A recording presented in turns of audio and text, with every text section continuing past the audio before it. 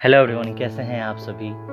आप लोग सोच रहे होंगे कि यार ये वीडियो तो ऑलरेडी बन चुकी है। तो हाँ, ये वीडियो ऑलरेडी बन चुकी है। मैंने काफ़ी टाइम पहले आन जेनिफर्स टाइगर की वीडियो बना रखी थी, लेकिन उसमें एक बहुत बड़ी प्रॉब्लम आ रही थी कि साउंड क्लियर नहीं था।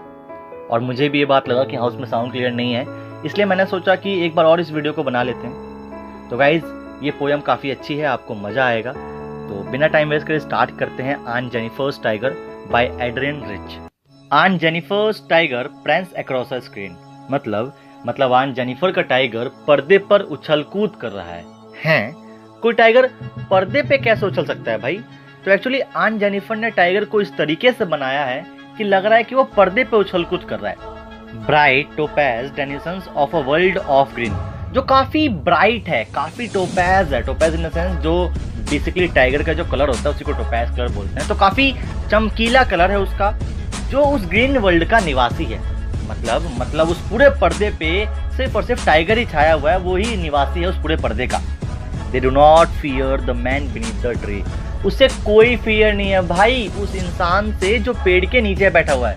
मतलब हो सकता है उस पूरे पर्दे पर एक आदमी को दिखाया गया हो, तो उस टाइगर को उस आदमी से भी कोई फियर नहीं है जो पेड़ के नीचे बैठा हुआ है। वो बहुत बहादुर है tiger. They pace in sleek chivalric certainty. जो उसकी स्पीड है, निश्चित ही वो काफी बहादुरी से भरी हुई है, काफी पराक्रमी से भरी हुई है। मतलब उसकी आंखों में कोई फियर नहीं है। वो जब चल रहा है, वो जब भाग रहा है, तो उसकी स्पीड में लग रहा है कि हाँ यार, ये जो टाइगर है ये बहुत ही पावरफुल है, ये बहुत ही बहादुर है। तो इस पूरे पैराग्राफ में हमने बस ये देखा है कि आन जेनिफर ने जो टाइगर बनाया है वो काफी बहादुरी से भरा हुआ है, काफी चमकीला है, काफी शाइनिंग है। उसे किसी भी इंसान से कोई डर नहीं लगता। अब नेक्स्ट पैराग्राफ की बात करें। आन Jennifer's fingers fluttering through her wool.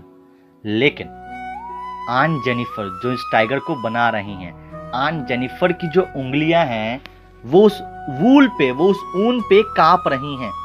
In the sense जो टाइगर उन्होंने बनाया है वो बहुत पावरफुल है, लेकिन जिस हाथ से बनाया है वही हाथ कांप रहे हैं। Find even the ivory needle hard to pull. यहां तक कि वो बड़ी मुश्किल से ivory needle, ivory in the sense हाथी के दांत की सुई। हाथी के दांत की सुई गाइस बहुत पतली होती है। यहाँ तक कि वो हाथी के दांत की सुई को भी ना खींच नहीं पा रही हैं। उनके हाथ इतने कांप रहे हैं, उनके हाथ इतने कमजोर हैं। The massive weight of uncle's wedding band sits heavily upon aunt Jennifer's hand. मतलब जो अंकल की वेडिंग बैंड थी वो बहुत ही भारी है, मैसिव वेट है, जो बहुत ही हैविली आन जेनिफर के हैंड पे बैठ चुकी है। इसका मतलब सीधा सीधा बता दिया कि आन जेनिफर की उंगलियां कांप क्यों रही हैं? बिकॉज उनके हाथ में जो शादी की अंगूठी है उसकी वजह से है।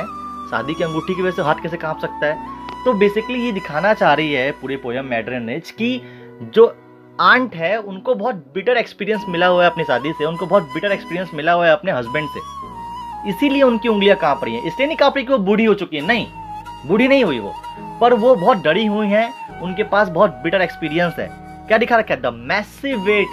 अंगूठी है, उसका वेट जो है काफी मैसिव है, काफी भारी है। इसका मतलब क्या है? इसका मतलब ये है कि उनको ये जो शादी है, उनको जो मैरिज लाइफ है वो काफी भारी लग रहा है, काफी मैसिव वेट लग रहा है उनको, जो उनकी उंगलियों पे काफी भारी रूप से बैठ चुका है। इन द सेंस आन जेनिफर इस चीज को निकाल नहीं पा रही है, इस बिटर एक्सपीरियंस से बाहर नहीं निकल पा रही। तो पहला पैराग्राफ टाइगर की बहादुरी को दिखाया गया है, और दूसरा पैराग्राफ उस हाथों को दिखाया गया है जिस हाथ से टाइगर बन रहे हैं, और वो हाथ काफी कांपते हुए हैं, काफी डरे हुए हैं। तो एक तरफ टाइगर जो बहुत बहादुर है, और दूसरी तरफ वो उंगलियां जो बहुत कमजोर हैं, बहुत डरी हुई हैं। Last paragraph. When aunt is dead her terrified hand will lie still ring with ordeals she was mastered by. मतलब जब आंट मर जाएंगी, अभी तो जिंदा है, her terrified hand will lie. अब गाइस, आपने नोटिस किया होगा पूरे पोयम में कहीं भी आन जेनिफर की बॉडी के बारे में, चेहरे के बारे में नहीं बात की। जब आंट मर जाएंगी तो उनके जो वो घबराते हुए हाथ थे वो कहीं ना कहीं अभी भी अग्नि परीक्षाओं को ही झेल रहे होंगे जिसमें वो मास्टर्ड थी। मतलब उनके मरने के बाद भी उनको किस लिए याद किया जाएगा?